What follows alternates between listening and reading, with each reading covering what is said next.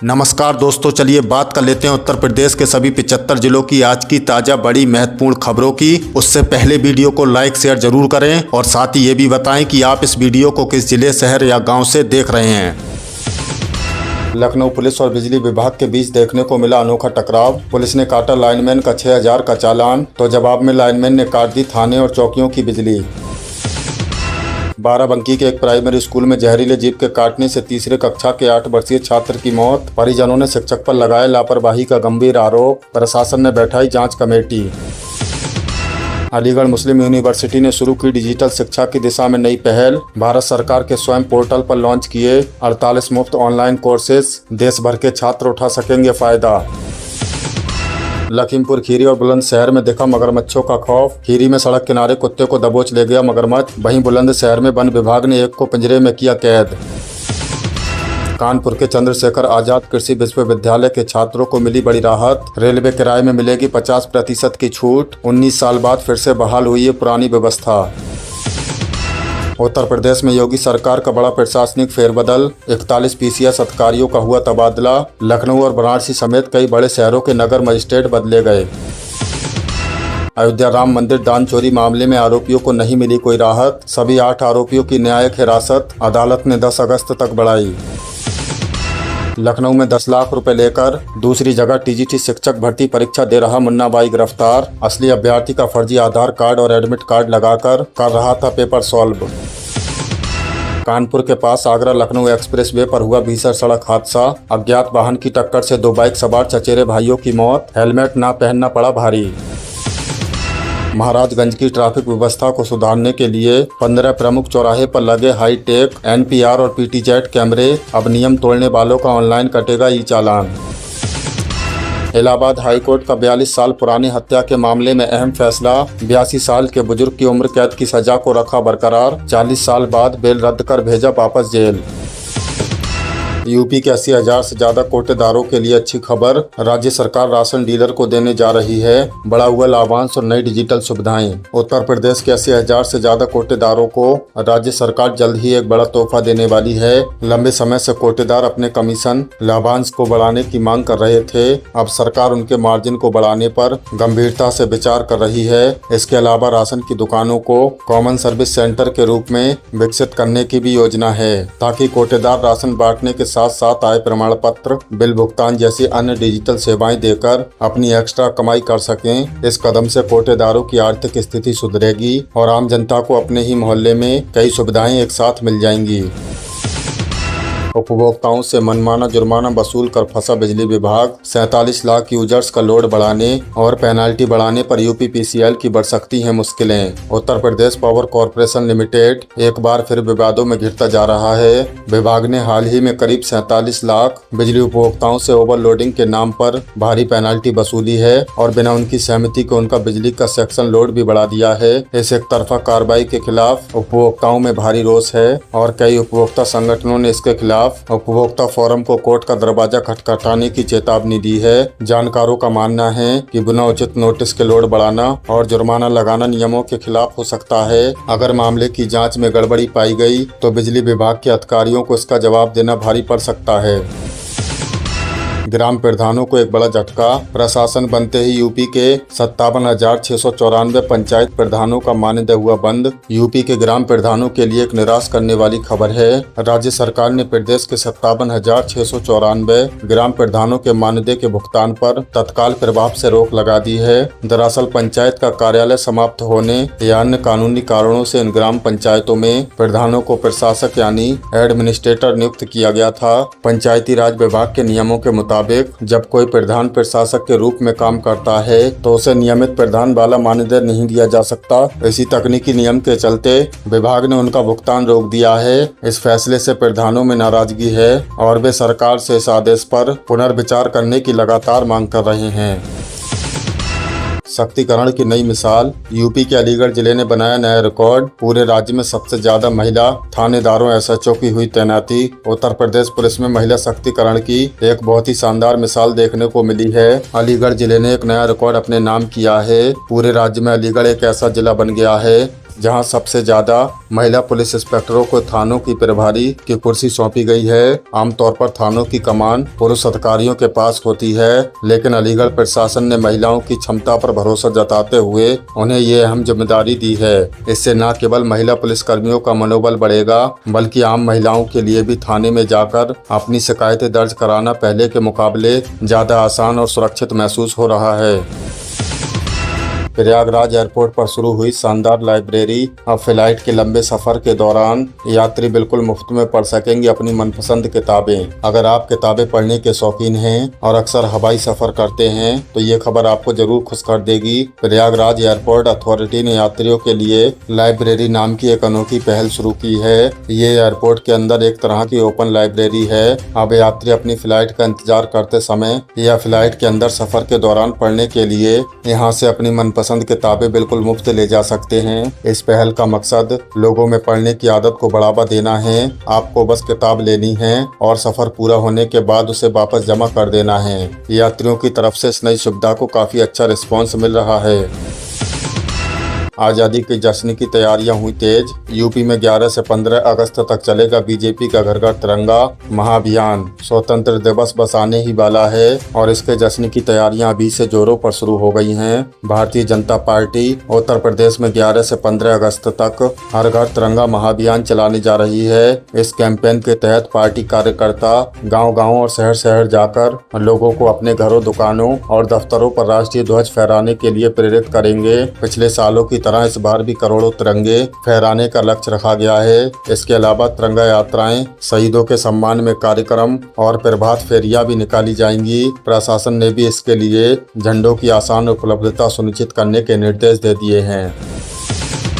बुलंदशहर की voter list में 27,000 से ज्यादा गड़बड़ियां। समाजवादी पार्टी ने लगाया गबन का आरोप। कहा कि चुनाव से पहले बदले जा रहे हैं ईपीआईसी नंबर। 2027 के विधानसभा चुनावों से पहले बुलंदशहर से एक बड़ा सियासी विवाद खड़ा हो गया है। समाजवादी पार्टी ने आरोप लगाया है कि अनूपशहर विधानसभा क्षेत्र की वोटर लिस्ट में बड़े पैमाने पर गड़बड़ी की गई है। सपा नेताओं का दावा है कि करीब 27,000 मतदाताओं के ईपीआईसी यानी वोटर ID नंबरों में हेरफेर किया गया है। पार्टी का कहना है कि सब आगामी चुनावों को प्रभावित करने के लिए एक सोची समझी साजिश का हिस्सा है। इस आधिकारिक शिकायत के बाद चुनाव आयोग और जिला प्रशासन में हड़कंप मच गया है। प्रशासन ने भरोसा दिलाया है कि वोटर लिस्ट की पूरी तरह से दोबारा जांच की जाएगी और जो भी गड़बड़ी मिलेगी उसे समय रहते सुधार लिया जाएगा।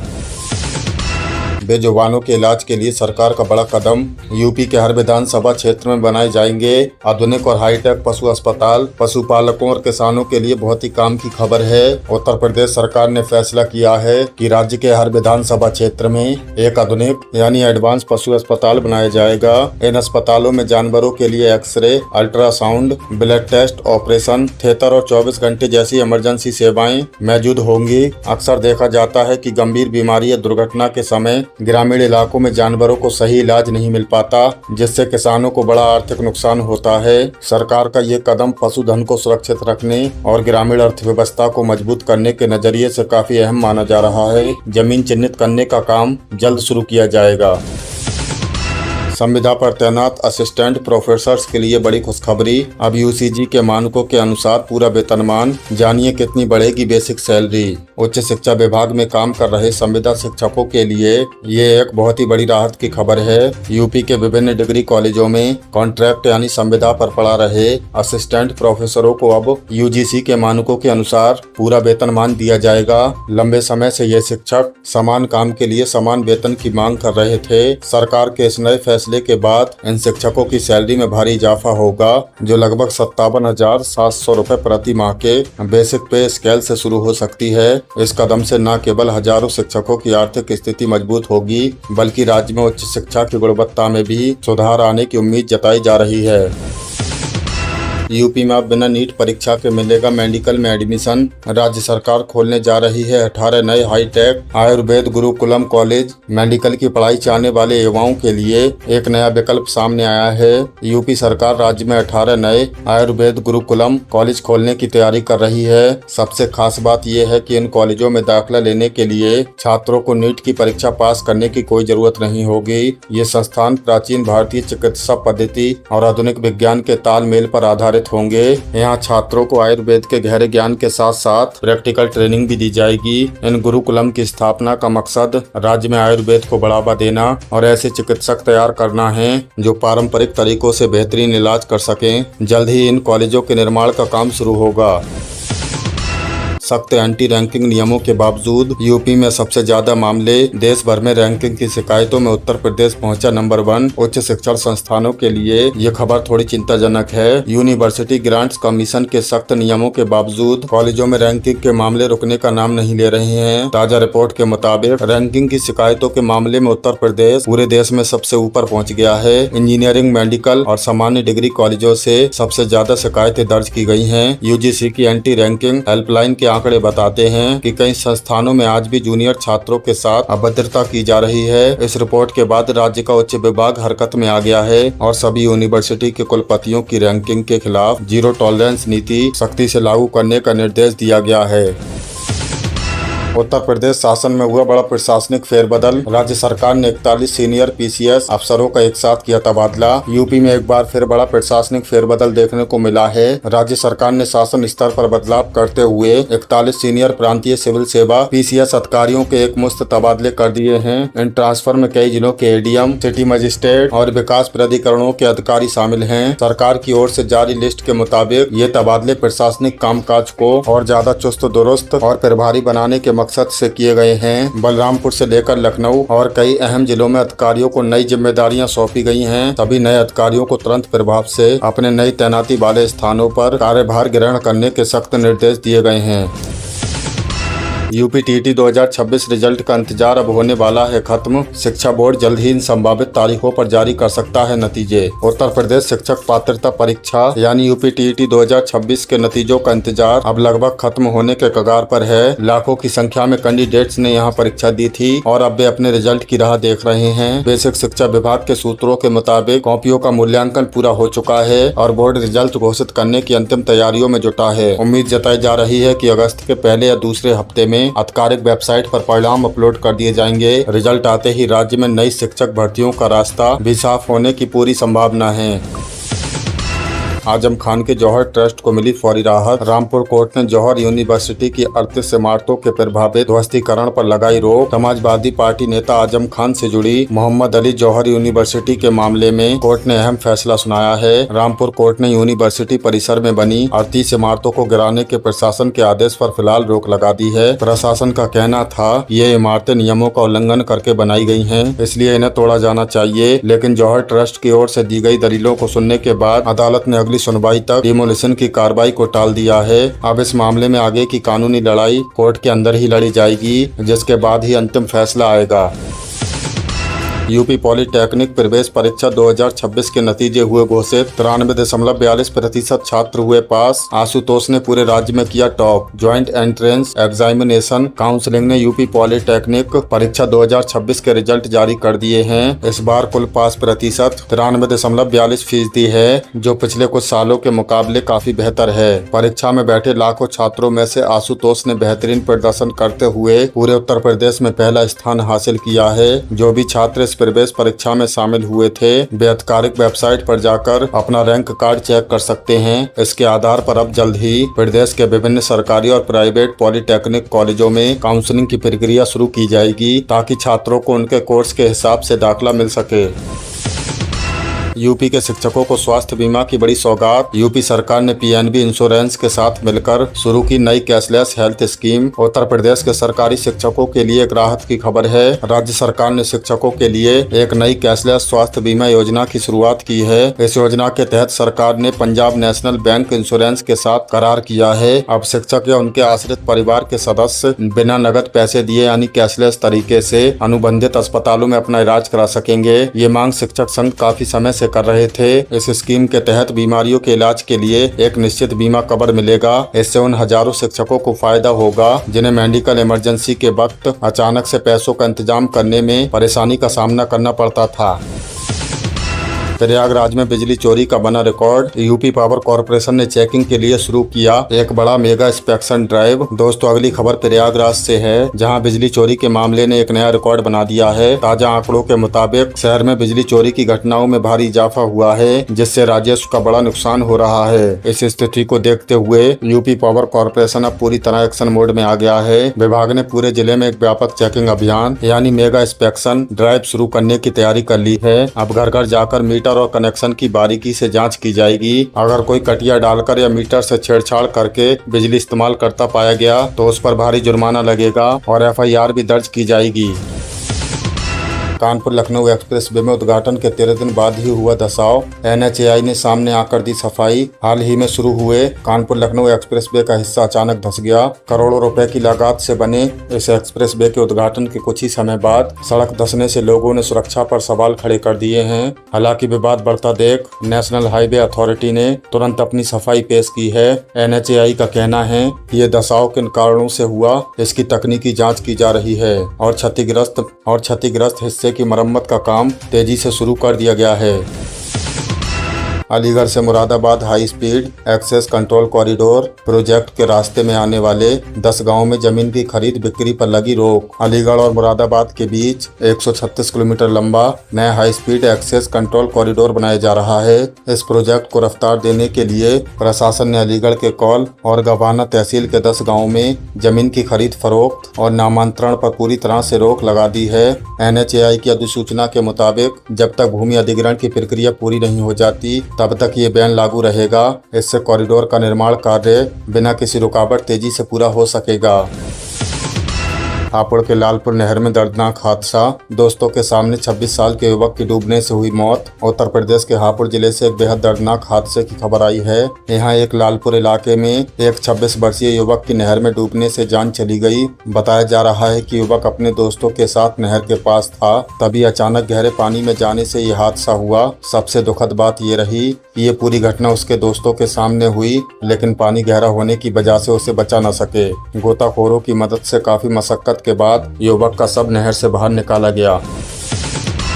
दिल्ली से नेपाल का सफर होगा आसान। गोरखपुर सोनौली नेशनल हाईवे का 89% काम हुआ पूरा। अगर आप दिल्ली NCR से नेपाल जाने की सोच रहे हैं तो ये आपके लिए अच्छी खबर है। National highway authority of India ने गोरखपुर से नेपाल बॉर्डर यानी सोनौली तक बन रहे नए 4 लेन हाईवे का लगभग 89% काम पूरा कर लिया है। करीब 89.5 किलोमीटर लंबे इस हाईवे के तैयार होने से नेपाल और भारत के बीच की कनेक्टिविटी काफी बेहतर हो जाएगी। पहले जहाँ इस सफर में 3 घंटे लगते थे, वहीं अब समय की काफी बचत होगी।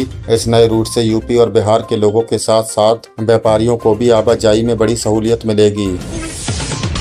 नगर निगम का अवैध निर्माण पर एक्शन। आवासीय इमारतों में चल रहे होटल और रेस्टोरेंट पर चला सीलिंग अभियान। शहरी इलाकों में अगर आप रिहायशी जगह पर कॉमर्शियल काम कर रहे हैं तो सावधान हो जाइए। यूपी के कई शहरों में नगर निगम ने अवैध रूप से चल रही कॉमर्शियल गतिविधियों के खिलाफ बड़ा सीलिंग अभियान शुरू कर दिया है। प्रशासन उन आवासीय इमारतों पर सख्त कार्रवाई कर रहा है जहाँ बिना अनुमति के होटल, कैफे और रेस्टोरेंट चलाए जा रहे थे। अधिकारियों का कहना है कि ऐसी गतिविधियों से न सिर्फ ट्रैफिक की समस्या होती है बल्कि स्थानीय निवासियों को भी काफी परेशानी उठानी पड़ती है। नगर निगम ने साफ कर दिया है कि नियमों का उल्लंघन बर्दाश्त नहीं किया जाएगा।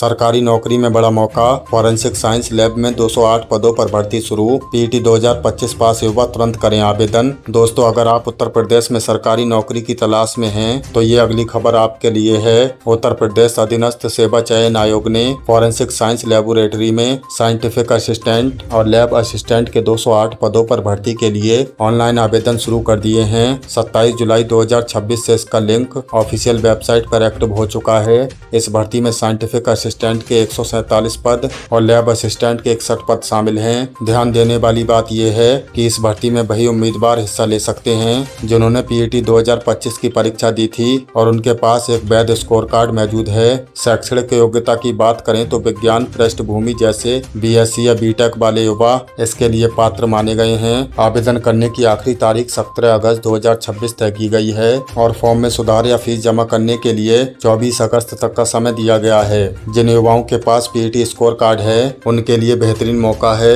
क्योंकि ये प्रतियोगिता पहले ही फिल्टर में हो चुकी है। बिना आखिरी दिन का इंतजार किए आप जल्द अप्लाई कर सकते हैं। यूपी मुख्यमंत्री सामूहिक विवाह योजना में बड़ा बदलाव। अब बेटियों की शादी पर मिलेंगे 1,01,000 रुपए। जानिए कैसे मिलेगा इस सरकारी योजना का लाभ। उत्तर प्रदेश के उन तमाम गरीब और आर्थिक रूप से कमजोर परिवारों के लिए एक जरूरी अपडेट है जो अपनी बेटियों की शादी के खर्च को लेकर चिंतित रहते हैं। यूपी सरकार ने 2026-27 के नई बजट में मुख्यमंत्री सामूहिक विवाह योजना के तहत मिलने वाली आर्थिक सहायता राशि को दोगुना कर दिया है। पहले इस योजना के अंतर्गत हर जोड़े को 51,000 रुपए की आर्थिक सहायता दी जाती थी, लेकिन अब इसको बढ़ाकर 1,01,000 रुपए प्रति लाभार्थी कर दिया गया है। इस योजना का लाभ सभी वर्गों जैसे अनुसूचित जाति SC, अनुसूचित जाति ST, पिछड़ा वर्ग OBC और सामान्य वर्ग की उन बेटियों को मिलेगा जो आर्थिक रूप से पिछड़े परिवारों से आती हैं। इसके अलावा सरकार ने गरीब अनुसूचित जाति SC परिवारों की बेटियों की शादी अनुदान के लिए 100 करोड़ रुपए और सामान्य वर्ग के आर्थिक रूप से कमजोर परिवारों के लिए 50 करोड़ रुपए का अलग से बजट प्रावधान किया है। इस योजना का लाभ उठाने के लिए आवेदक अपने नजदीकी विकास खंड या समाज कल्याण विभाग के कार्यालय में जाकर आवेदन कर सकते हैं। आवेदन के लिए लड़की की उम्र 18 साल या लड़के की उम्र 21 साल होना अनिवार्य है। साथ ही परिवार की आय प्रमाण पत्र भी जरूरी होगा। पीएम किसान सम्मान निधि के लाभार्थियों के लिए अलर्ट। KYC नहीं कराया तो रुकेगी अगली 2,000 रुपए की किस्त, तुरंत करें ये काम। यूपी के उन सभी किसान भाइयों के लिए एक बेहद जरूरी सूचना है जो प्रधानमंत्री किसान सम्मान निधि योजना का लाभ ले रहे हैं। कृषि विभाग की तरफ से साफ कर दिया गया है कि जिन किसानों ने अब तक अपना KYC पूरा नहीं किया है उनके खाते में अगली 2,000 रुपए की किस्त निलंबित की जा सकती है। सरकार लगातार किसानों को ये निर्देश दे रही है कि इस प्रक्रिया को जल्द से जल्द पूरा कर लें ताकि उन्हें बिना किसी रुकावट योजना का पैसा मिलता रहे। KYC की प्रक्रिया बेहद आसान है। अगर आपके आधार कार्ड में मोबाइल नंबर लिंक है तो आप अपने घर बैठे स्मार्टफोन से पीएम किसान ऑफिशियल वेबसाइट पर जाकर OTP के जरिए अपना सत्यापन पूरा कर सकते हैं। अगर आप ऑनलाइन नहीं कर पा रहे हैं तो आप अपने नजदीकी जनसेवा केंद्र पर जाकर फिंगरप्रिंट के माध्यम से इसे पूरा करवा सकते हैं। ध्यान रहे जमीन की जानकारी और बैंक अकाउंट का आधार कार्ड से लिंक होना भी उतना ही जरूरी है, इसलिए अपना स्टेटस ऑनलाइन चेक करें और अगर कोई कमी है तो उसे वक्त रहते ठीक करा लें।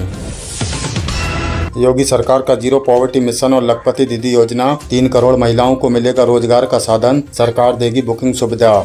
उत्तर प्रदेश की महिलाओं को आत्मनिर्भर बनाने और प्रदेश से गरीबी को कम करने के लिए सरकार जीरो पॉवर्टी मिशन को तेजी से धरातल पर उतार रही है। इस योजना का सबसे बड़ा लक्ष्य यूपी की करीब 3 करोड़ महिलाओं को स्वयं सहायता समूहों से जोड़ना है। सरकार की योजना है कि इन समूहों से जुड़ी कम से कम 1 करोड़ महिलाओं को लखपति दीदी बनाया जाए। लखपति दीदी का अर्थ उन महिलाओं से है जिनकी सालाना आमदनी उनके रोजगार के जरिए 1 लाख रुपए से ज्यादा हो। इस मिशन के तहत सरकार ने पूरे प्रदेश में ऐसे करीब 6.67 लाख गरीब परिवारों की पहचान की है जो अब तक किसी भी सरकारी समूह या योजना से नहीं जुड़े थे। इन परिवारों की महिलाओं ने न सिर्फ आसान और सस्ता लोन बैंकिंग सुविधा दिया जाएगा बल्कि उन्हें सिलाई, खेती, पशुपालन और छोटे उद्योगों में मुफ्त स्किल ट्रेनिंग भी दी जाएगी। इन सभी कामों की निगरानी के लिए जिला और मंडल स्तर DM और कमिश्नर लेवल पर विशेष समितियां बनाई गई हैं ताकि योजना का लाभ जरूरतमंद महिलाओं तक पहुंचे। जो महिलाएं रोजगार शुरू करना चाहती हैं वे अपने ब्लॉक कार्यालय में जाकर स्वयं सहायता समूहों से जुड़ने की जानकारी ले सकती हैं।